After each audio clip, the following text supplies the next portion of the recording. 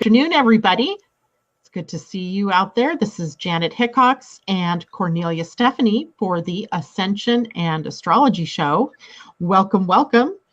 Happy Valentine's Day to everyone. Happy Valentine's Day to you, Kornelia. Happy Valentine's Day to you and everyone else. And I just want to say right off the bat that you and I are not together in person this time. And I miss my buddy sitting next to me. I miss my buddy sitting next to me when we're doing this show because we launched the show, doing it together. But because we've been snowed in over the past week, snow has kept us apart. But thank God to technology, because here we are, we can still do this, right? Absolutely. You know, what's funny is I wasn't sure if the garbage man was going to make it today because today's our garbage and recycling day. So about 2 o'clock, I went, oh, I better go out there and check and see and, you know, bring the garbage cans in. So I did not realize how deep the snow was.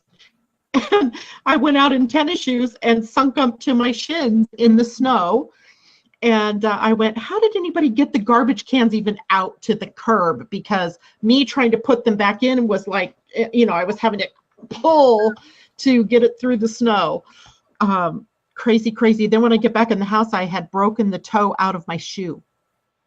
Oh, wow. It's one of those days. It is just one of those days where nothing was working like it's supposed to. And I'm frustrated. I'm wondering how many people out there might be feeling frustrated. And as the result of Mars having moved out of Aries this morning and now in Taurus, where, you know, there's a word we use in astrology sometimes called debilitated. Debilitated. A planet is debilitated in certain signs. And that just means it's not in its power, right? It's not in its power. And Taurus is a sign that Mars is debilitated in, amazingly enough. So we come out of the energy of Mars in Aries, where everything was like go and move and action and, you know, impulse. And, you know, now we're in Taurus, which is much slower. Plodding through that snow today for me was like Mars and Taurus.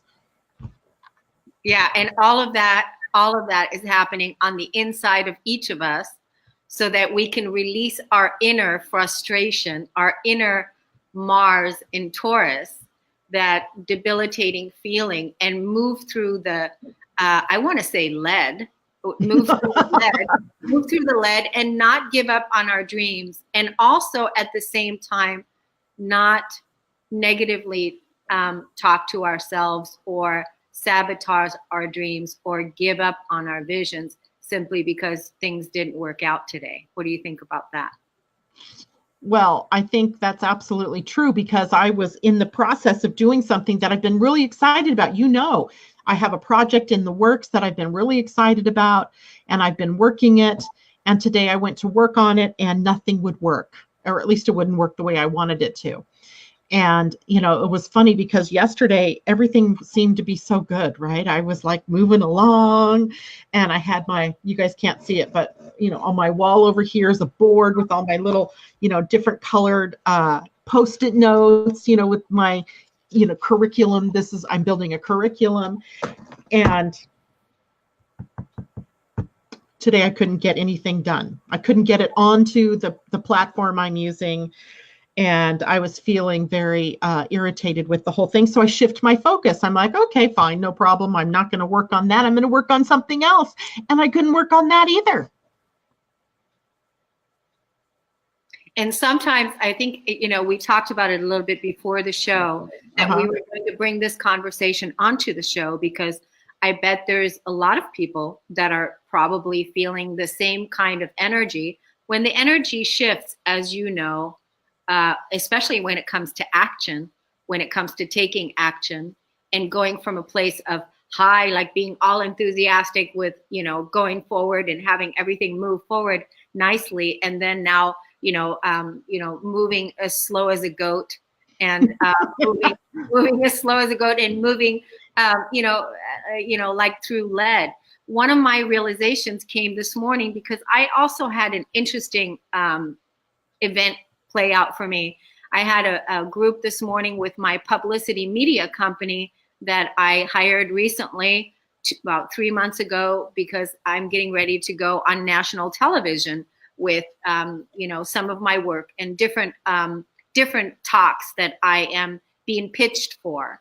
So this morning, as a matter of fact, me, Janet, I always like to be, I pretty much am always like ahead of the game, and I have all my stuff done and I'm ready to go. Well, it just so happened that over the last few months in my group, I was one of the ones that wasn't ready. And I wasn't ready. And it was because I really had to sit back and choose again. What is it that I want to come out of the gate with? What is it that I want to stand on national television and talk about? What is that message? What do I want to be, what do I want to be known for, if you will? And so it took me a while to really choose again and give birth to things that I've already been working on for, the last 10 years, but choosing it again. So I had all of my pitches done. And this morning I was the first one in the group to say, I'm ready. And I'll go first. And then boom, I share what it is that I'm talking about.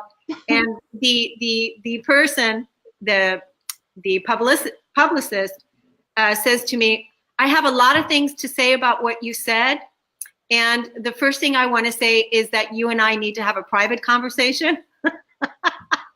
You and I need to have a private conversation. We need to talk about privately. And then I want to talk about this, this, and this. And then she talked about everything, which kind of, then set me back later on. And I'm thinking, wow, all this work and everything that I've just put together, all this what I've done. And she doesn't want me to talk about this. And I feel so good about it. I feel so good talking about it. And you know how, Janet, I help people, claim their authority, right? Yep. I claim their inner authority, help people claim their inner authority.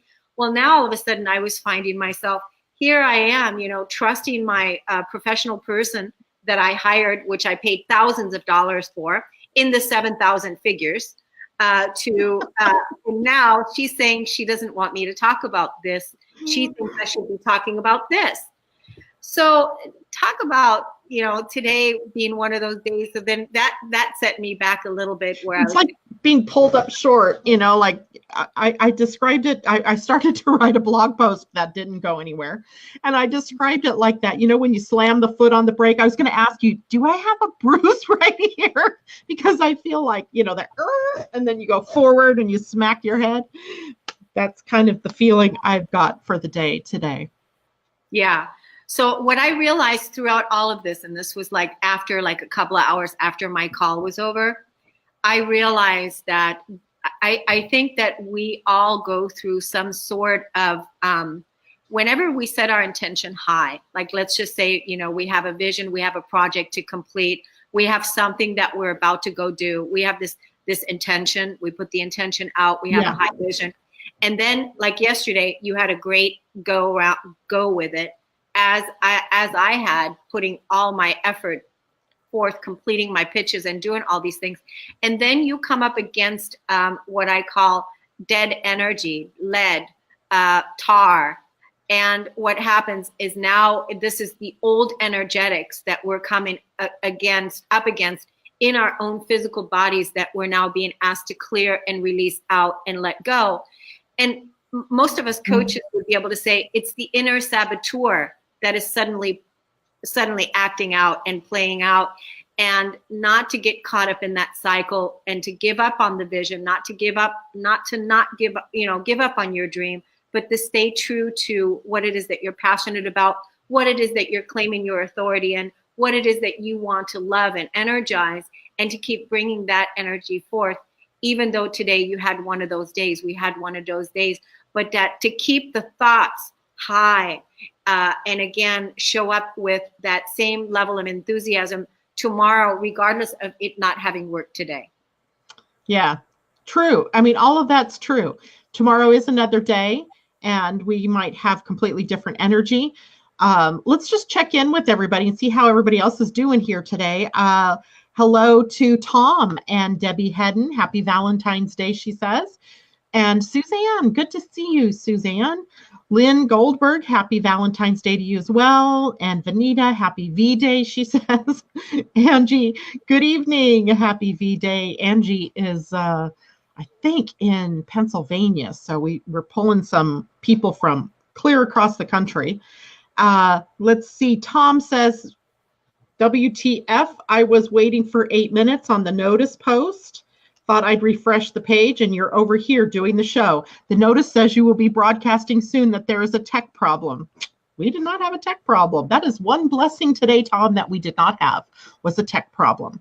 Everything seems to be going smoothly. So I don't know what's going on at your end, but happy Valentine's Day to you all, and thanks for joining us.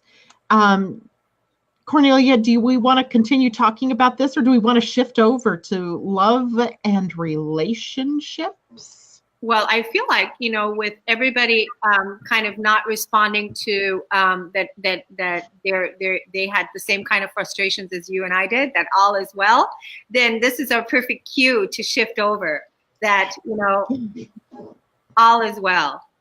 All is well. But if you guys are experiencing anything like Kornelia and I have had today, please let us know in the chat box, because sometimes there's a lag on that too, Kornelia. So it's possible that they are having that kind of an issue. It is interesting though to me, because it did feel, when I started to write that blog post, I was thinking about the tortoise and the hare. The Aesop's fable, about the hare and the tortoise were going to race. And the hare jumps up and just goes, and then decides, oh, I'm so far ahead of the tortoise now, I'm just going to lay down and take a nap. And in the process, the tortoise, slow and steady, wins the race kind of mindset, moves forward and ends up catching up to the rabbit or the hare, going past it and actually winning the race. And the hare at the last minute was like, frantic, can't let him win, and he doesn't win. The tortoise does.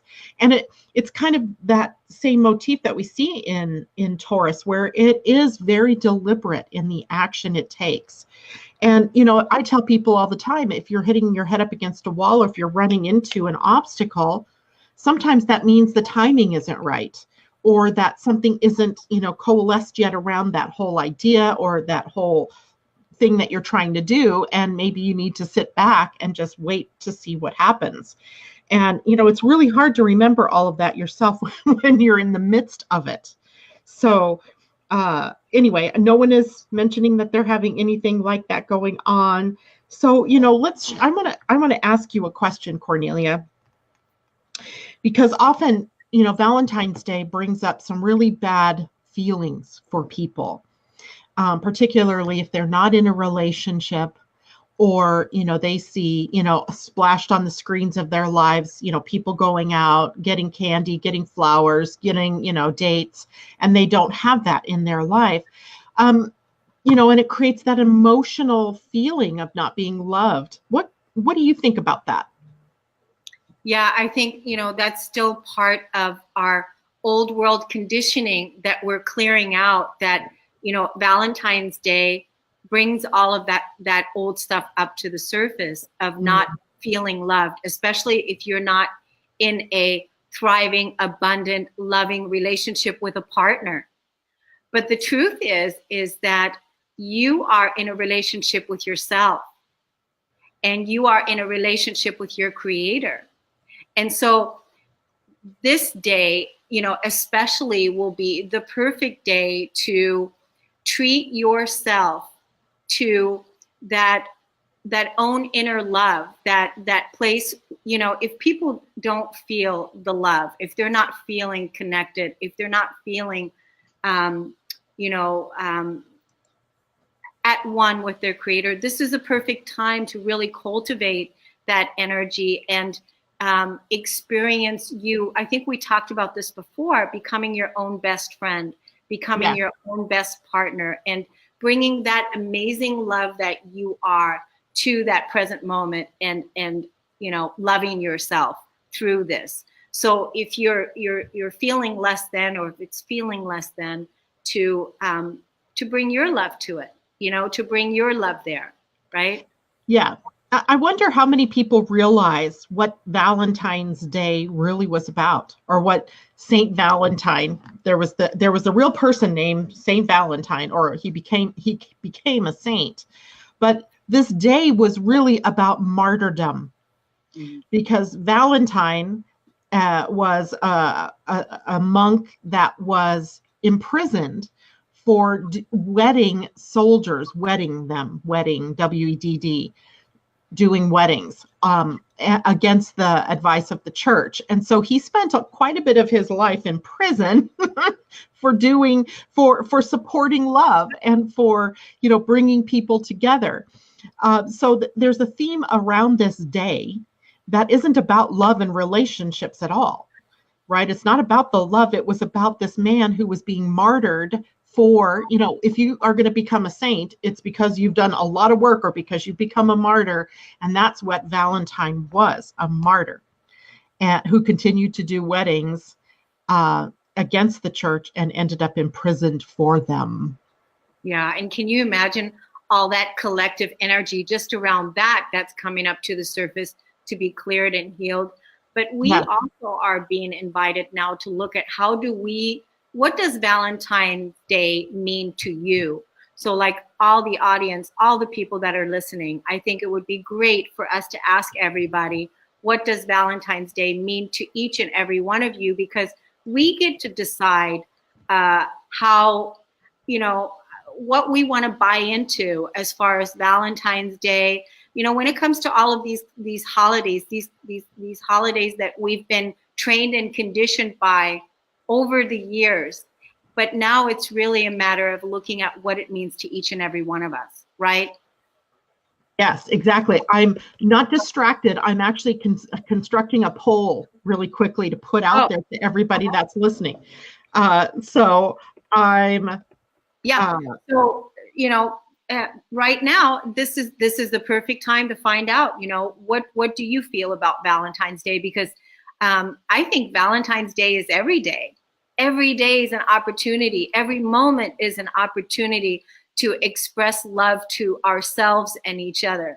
Every opportunity, every moment, every day, every sacred encounter that we experience with each other is an opportunity to bring our love, to bring our consciousness, to bring our unity to the present moment. So it's always another juicy invitation to express our love to each other. So I'm not sure if the poll is out there yet, but I said, what does Valentine's Day mean to you? And you'll have a choice to be able to tell us what that means. And let's see, oh no, that's help. I don't need help. Thank you very much. I just need to get this poll started. But, here's the case that a lot of people who come to this day, they're really very much, they understand its idea of love, but where did that come from? Right? We see hearts and things, blasted out to everybody. And I want to say that it's really, how can there only be one day a year where we devote our energy to love? How can that be? Yeah. Yeah. It's just like, even when back in the day, going to church, you're going to church on Sunday. How can there be only one day a week when you devote your love and your consciousness to God or to your creator? How can there only be one day a week when having a strong spiritual practice is something that we all need to have and cultivate, every day. Yeah, exactly. Every day, right? And cultivating that inner lover, how we want to be loved, how we want to be respected, how we want to be honored. That's all part of our practice on a daily basis, not just on this one day. Yeah, exactly. Wow, now we're getting some really good comments. Now, somebody out there who's paying attention to the screen, like you're seeing it on your screen and not just listening, can you tell me if you saw a poll that popped up? Because I've never used this function before, and to my eyes, it didn't look like it went anywhere. I didn't see a poll. I don't know that you would see it. I could see it. And So somebody out there, let me know if they saw it. Here are some of the comments, though, that people are saying. Debbie Hedden, my only issue has been I have felt electrified or almost high and can't stop talking. I'm annoying myself, let alone my friends. That's her description of the energy for today. So Debbie, lucky you. Vanita says, thinking about going out and picking up cheesecake. Yum. Tom, all the Christian martyrs were called Valentine after the monk Valentine. Capitalists jumped on it in the late 19th century with cards and crap. Tom writes, I love me. That's an important part of this too. Suzanne, I feel blessed that Valentine's Day does not bother me. I have been single for about 11 years and I plan on staying that way. I am happy. I feel sad for the ones that can't feel like this. And happy Valentine's Day to you, Debbie. Debbie Tibbetts Tumiel. And Debbie says, the other Debbie, really means nothing to me. I acknowledge my grandchildren. Everyone knows I love them already. Tom says, if there are any secret admirers out there, now's the time to speak up. And Debbie says, me, love for everyone. Angie, I think Valentine's Day is now too commercialized. Like Kornelia said, I think Valentine's Day should be every day. It's not just about our significant others that we give love to. It should be everyone that we give love to and ourselves to. Cool. Vanita, it means to me a day of reflection and focus in love of all kinds and gratitude. Perfect. That's really cool. Yeah. Yeah. And, Suzanne agrees that we need to be showing love to our loved ones every single day. Debbie says, I'm all for any day that celebrates love. Angie's telling me she doesn't see the poll. So dag nabbit, I'm going to have to learn how to use that. And Vanita, poll, P-O-L-L, poll, not P-O-L-E. And that was Tom. Check the poll vault. I don't even know what to say to that, Tom. So maybe we had to add the poll before. Oh, I bet I had to send it to the, hold on, let me see if I can ask that question. No, I'm not even going to mess with it. I don't want to waste the time right now. But so that's a lot of really good answers. I think a lot of people that are listening here get this. But what if you are in an emotional crisis because of this? What tools do you have to be able to move through a day like today? Because I know there are people out there, maybe not the people that are tuning into us right now, but there are people out there who find this day tremendously sorrowful and not filled with love. Well, if that's the case, then there's some grieving to do. Mm-hmm. There's some grieving to do, and really look at, if this day isn't filled with love, if you're not really feeling great, then there's grieving to do, and following the thought to the emotion, to what it is that you're feeling, and have a good cry. Allow yourself to feel whatever it is that you're feeling.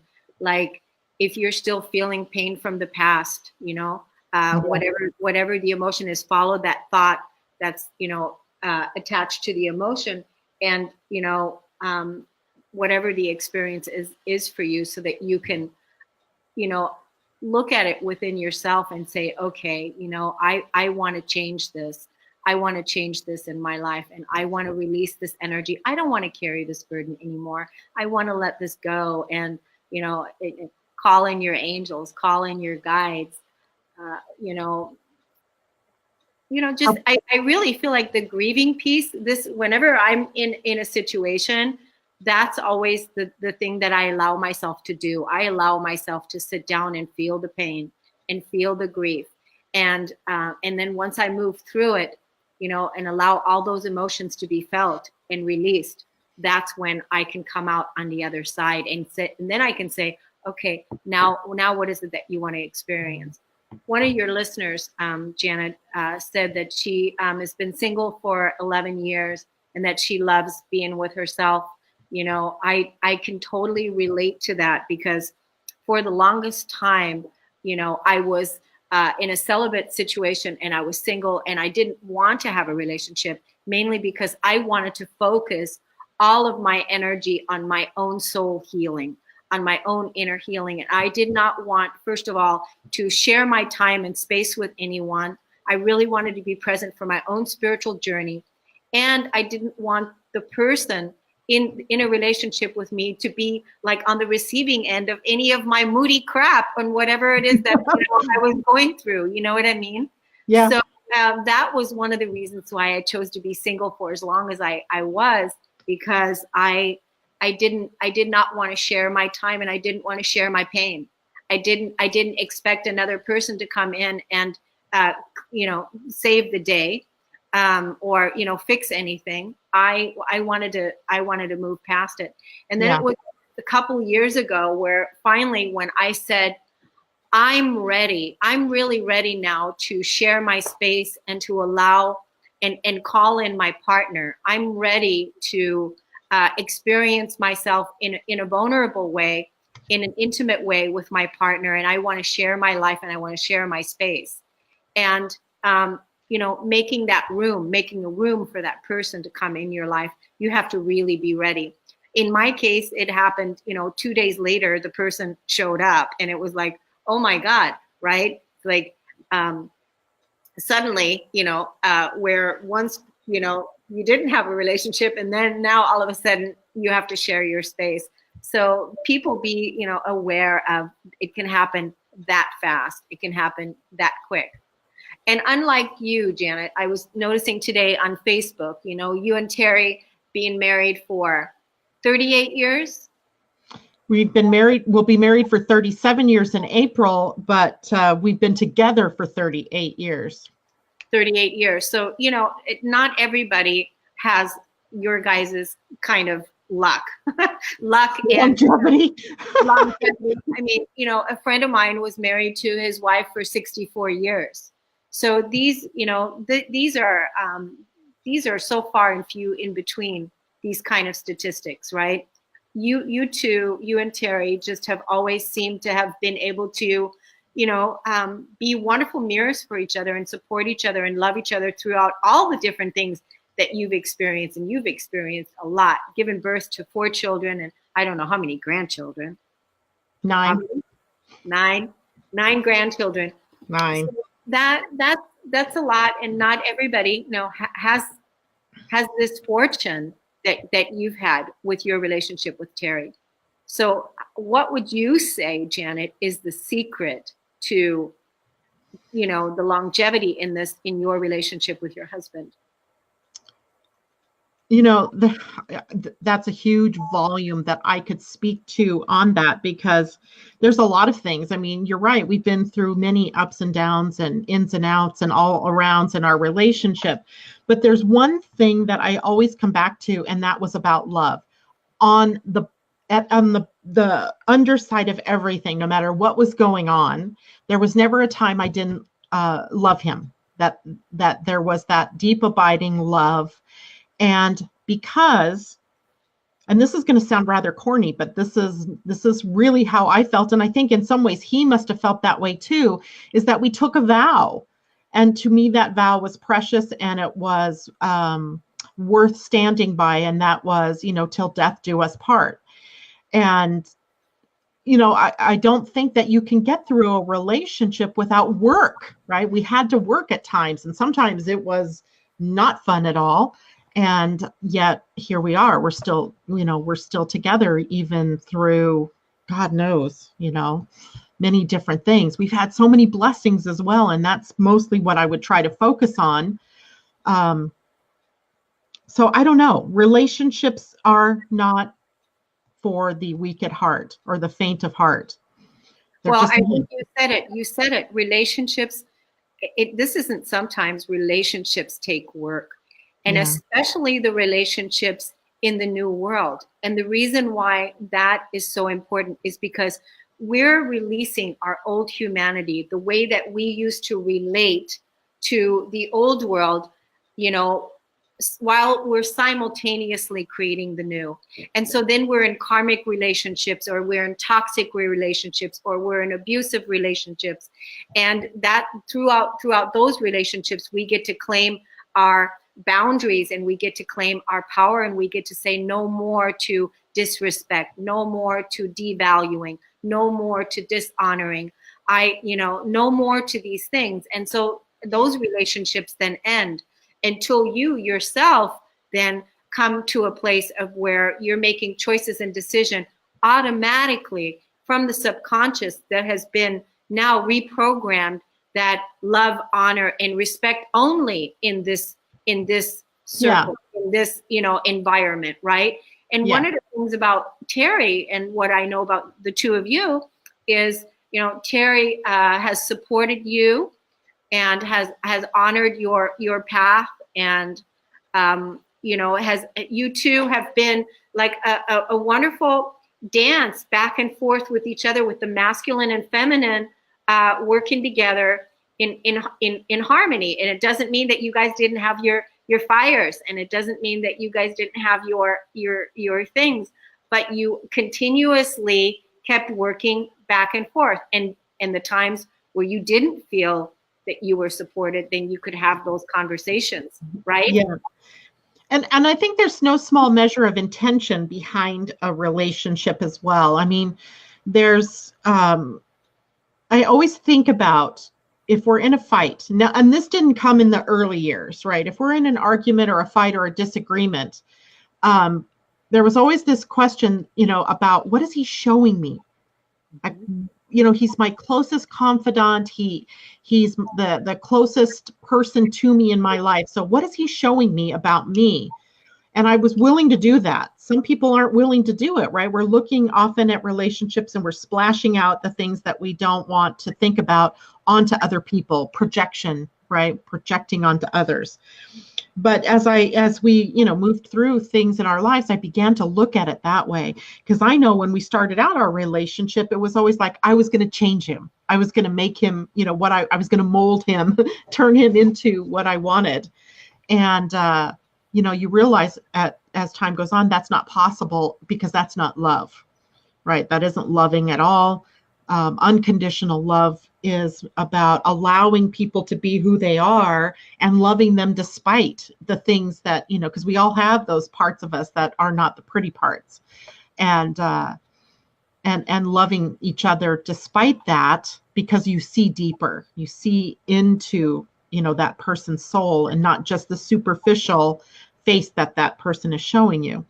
So it's interesting when you deal with relationships, and as we're starting to move into this higher paradigm, and we're really being called upon to be more than what we've been, we're going to be challenged in all kinds of relationships. It isn't just the one-on-one relationships, our marriages or our significant others. I mean, you are literally a relationship authority, and I mean, all of the relationships that we have with everything, right? Money, with each other, with our work that we do, with our family, our friends, etc. So relationship is much bigger now, I believe, than it has been thought of in the past. Well, you said it, Janet. You said you were doing the work. What was Terry showing you? So yeah.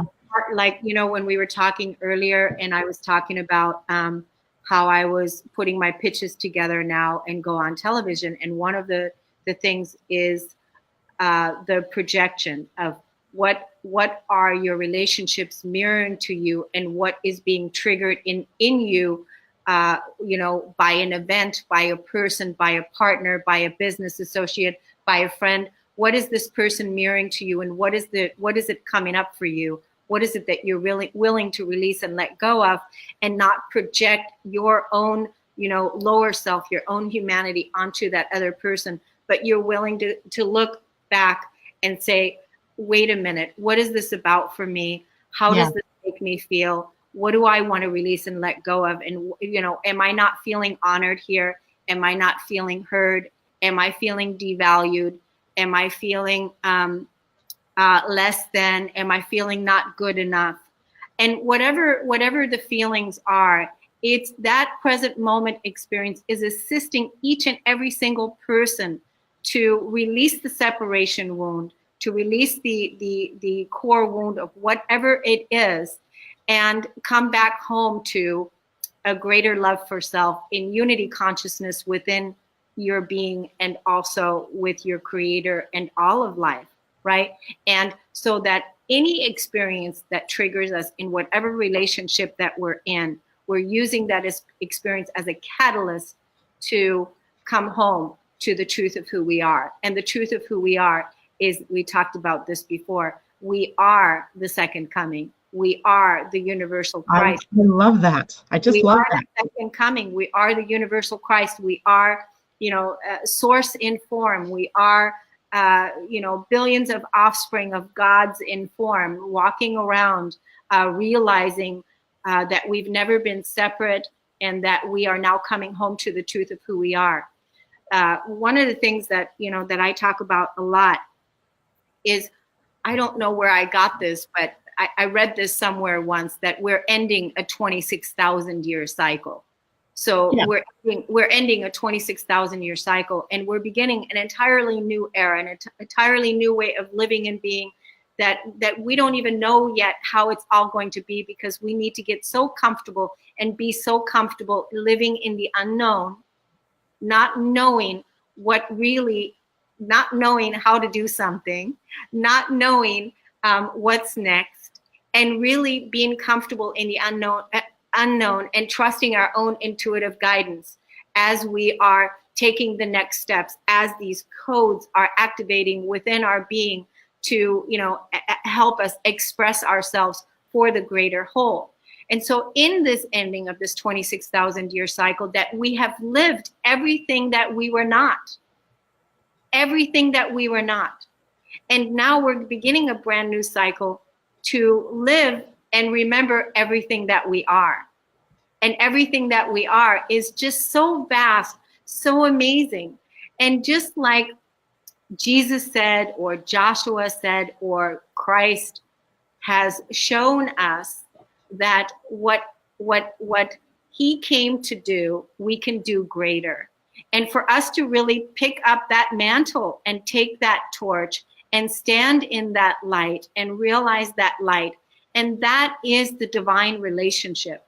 That is the relationship that we are to now engage each other with, and offer that compassion, offer that unconditional love, offer a way to build a bridge, and to see your perspective and see my perspective, that it's okay the way that you think, and it's okay the way that I think. And it doesn't have to be, we don't have to think the same way, but that it's our diversity, our uniqueness that actually, strengthens the whole, and to really open ourselves up to the way that we relate to each other in that way. So that's part of that new relationship that we're talking about, Janet. Yeah. And, to your point, the 26,000 year cycle, it's really 26,500 some years. It's an age. It's called it's the age of Pisces moving into the age of Aquarius. Those are 26,000 year cycles, long periods of time that, pretty much chronicle our evolution of consciousness. And the fact that we are at that cusp of switching into this new age. I love the way you said that. Can you say that again? Where we were remembering who we were, we forgot who we were, and then we're going to remember who we are. Yeah. So we were living, just think about these last 26,000 years that we've been living. We've been living everything that we're not. So we've been living everything that we're not. Like, we've been living and acting like it. So we've been acting like we're not good enough.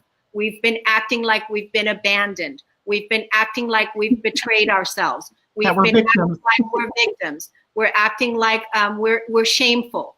We're acting like we are not abundant, that we're living in scarcity. We've been living all of that, and that's all been working for us, and it's been paying off, and we've been living that cycle out really well. And now we're moving into our true human potential, into remembering everything that we are, and remembering that we are self-realized beings, that we can realize the self in any given moment, at any point in time, no matter who you are, no matter where you are, no matter your color, no matter your race. It doesn't matter what you have in your bank account. None of those things matters, because we're all equals. and we're all extensions of one another. So whatever it is that I am mirroring to you, and whatever the judgment is that someone has against me or whatever it is, it's only the mirror that's pointing back to them so that they can see what is that about for them and how do they feel about that. Because there was once when I was in therapy, long time ago, back in, like 30 years ago, and my psychiatrist gave me the rules on how to be human, the 10 rules on how to be human. I remember, and I love number seven. And number seven says, you cannot love or hate something about another person unless it reflects to you something that you love or hate about yourself. That's profound for 30 years ago. That's for sure. That was number seven. And I don't remember any of the rules, but I remember that one because that one really hit home, right? Yeah. And so part of, when we were talking, Janet, about, how does one become their own authority? And one of the, because what we all want to come to is we all want to realize our own inner sovereign being and be our own authority. So all the places where we've turned over our power and given our power away to anything outside of ourselves, this is the part that we're recollecting, and this is the relationship that we are now, cultivating on a greater level, yeah, on a deeper, more devoted, sacred practice. And the reason why, I teach and I talk about these things is because this is the way that I've done it for myself. So this is what I've done for myself. Anyone else can do. It's just that each person is to trust wherever they are and accept themselves for whoever they are, and that what they're speaking and what they're saying is gold, and that is enough, and that is the truth. Yes. It's amazing. Some of the people in their comments they've been making out here. Vanita said her ex showed her that she was invisible, but I thought it was interesting on a quiz about choosing a superpower. I chose invisibility. Oh, wow. Both a pain and a protection. Tom said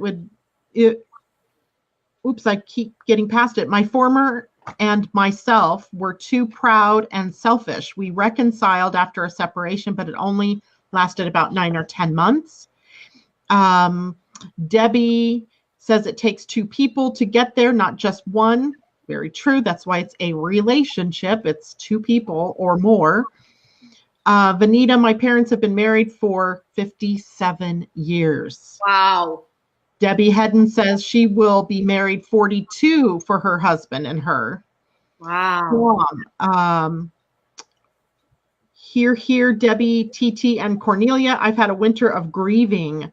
Music has played a huge part in my healing and releasing. Sad songs and not so sad songs, and music that just plucks the heartstrings. Bee Gees, Fanny Be Tender, With My Love. Just the other day, I was sobbing to it, connected to my teenage self in my bedroom back then when the song was brand new. He's a lot lighter for it, he says. There's more to come for certain.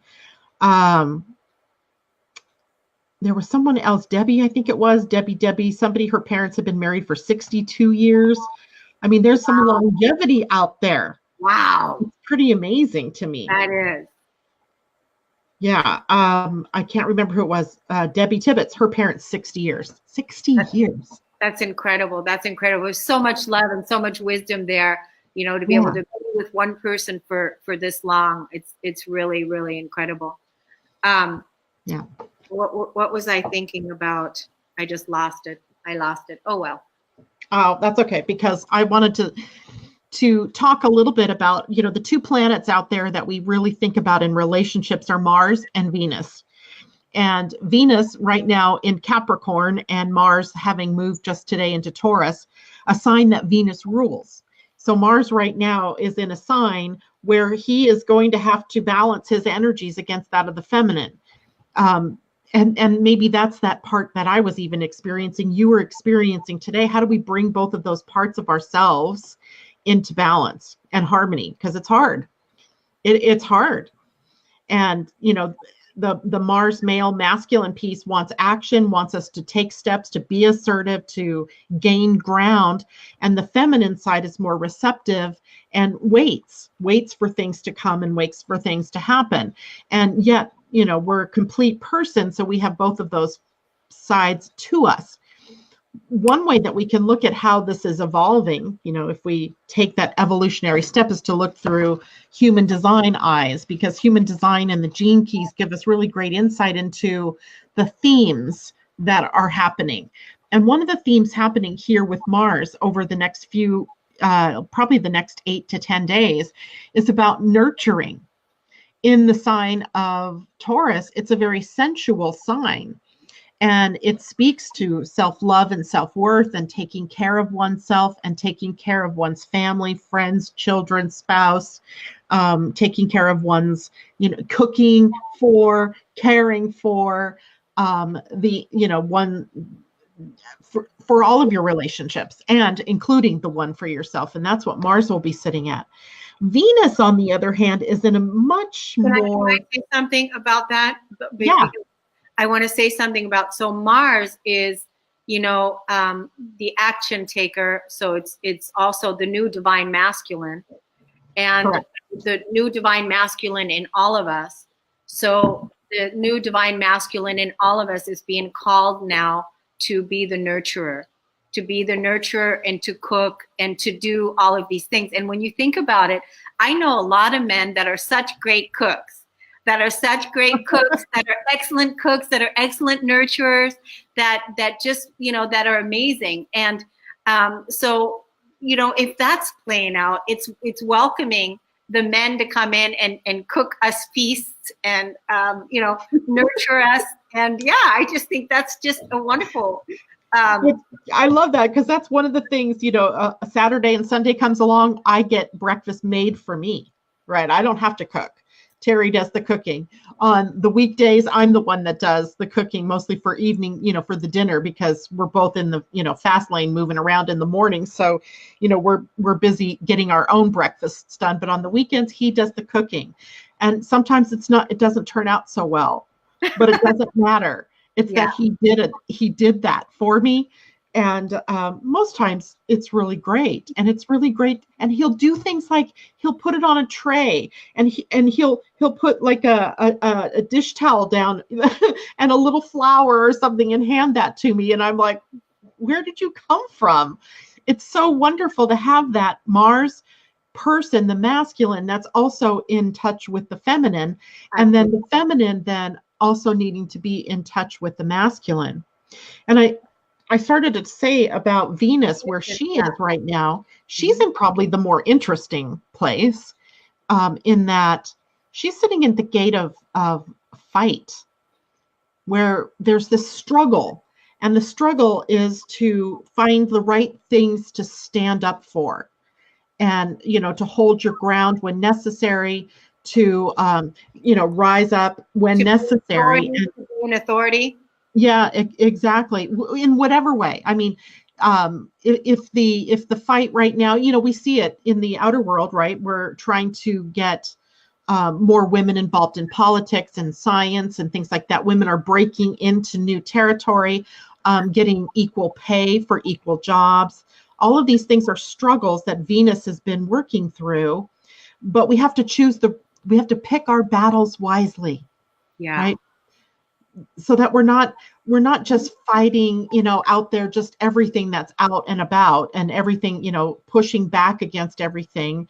But, what is it that we really envision for ourselves? Which direction do we really want to go? And finding the most important space to hold that for ourselves. And I think the most worthy of that would be to bring ourselves into balance within ourselves, right? Bringing our masculine and our feminine into that balance. It's interesting that you're talking about Venus and Mars, because, in my astrology chart, I've got Venus and Mars, both of them together in the sign of Scorpio, right? And talking about, alchemy, so this whole thing has been, welcome to my world, right? It's been interesting to have Venus and Mars together, both in Scorpio, in the sign of death and rebirth, because I've constantly had this inner battle going on with my Venus and my Mars on how to honor each other, and hence all the work I've created, all my tools and everything. It's all about harmony and love and honor and respect, because of the Venus and Mars working together, right? Yep. So I love what you said about Venus now standing up for what is it that she really wants to come out of the gate with? What does she wants to, stand up for? What does she want to, fight for? Not from a place of, going on protests, but from a place, and not that I think protests are wrong. Don't get me. I think there's plenty of, positive things that can come from protest, but it's about choosing what you're going to stand up and fight for. The very next place that she hits upon, Kornelia, is ambition and drive. And if we look at that through sort of the multi-level, what we're seeing there is then a spiritual journey, right? The impulse to move out into the world in new ways, with new power, with new authority. Yeah. And that's specifically Venus's journey right now. Well, what's interesting, I want to bring note to when you're talking about Venus, ambition, and power, is we have in our old world, we've seen men be honored and recognized for being ambitious and being in their power. And he's aggressive and he's in his ambition and all of that. Now it's women that are becoming ambitious and that are really fully feeling driven, really being driven, being ambitious, and using that inner force, if you will, and find a place of equality to where she's not looked upon as, oh, she's too aggressive, she's too this, she's too that. No, she's ambitious. She's ambitious and she's going after what she wants. So this, I think, is what you're referring to. Yeah. Yeah. And not only, this is a process, so it's ongoing. It doesn't happen overnight just because she's there, for 7 to 10 days in this gate. Doesn't mean that, we've turned that corner, but it's that struggle that we're building on.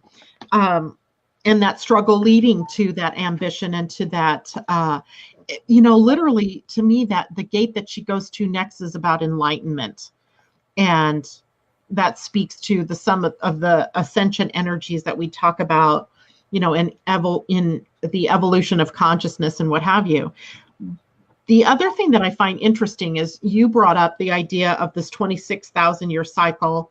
And that cycle to me speaks immediately of the coming of the age of Aquarius. Some would say we're already there. Some would say we're on the cusp.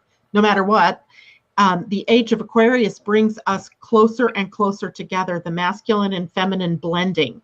And it doesn't mean we won't have women and we won't have men, but that energy of Aquarius is really androgynous, where both are valued, both of the qualities that we think of as masculine and feminine are valued in wholeness within each person. And isn't that our Father and Mother God? Isn't that the same? Isn't that energy the same? And that is the energy that we are, balancing and harmonizing within our own physical body constructs. And now then taking action and building our light bodies, building our bodies, building our new legacies, building our new world from a place of being completely in balance from within. I want to remind everybody, Janet, and I know you've got the controls there to put our link for our YouTube channel in below, because we want everybody to sign up for our YouTube channel and subscribe and share our YouTubes, because we want to build that channel, and we'd love it if you all would support us. And it's part of Venus asking for support to, would you like, share, and subscribe to our YouTube channel, because that's going to really assist us in bringing those numbers up. That would be wonderful. Yeah. I think I have the link here. I'm going to copy that and post it here for people. I'm going to hide this one.